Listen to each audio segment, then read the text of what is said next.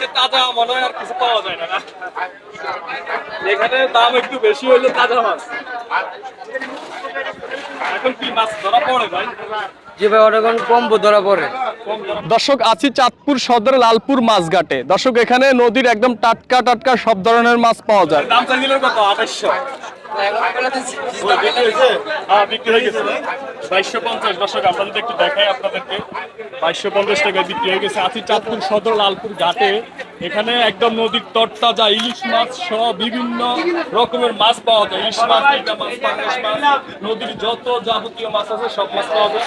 আমাদের এই একটা ভাই কিনে নিছে একদম পাঁচমিশালি মাছ, একদম তাজা মাছ। 2200 কত ভাই? 50 টাকা। 2250 টাকায় বিক্রি হয়ে গেছে।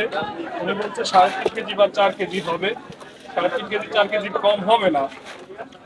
আর এগুলো একদম তাজা মাছ, এই জন্য আসলে দামও একটু বেশি। আর ঈদ এই জন্য মনে হয় দাম একটু বেশি।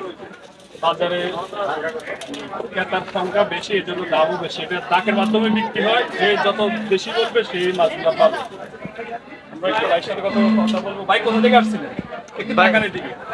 ভাই আমার বাড়ি এলাকায়। এই এলাকায় এখন এই সময় কি দাম একটু বেশি আপনি বলেন? এই সময় একটু দাম বেশি।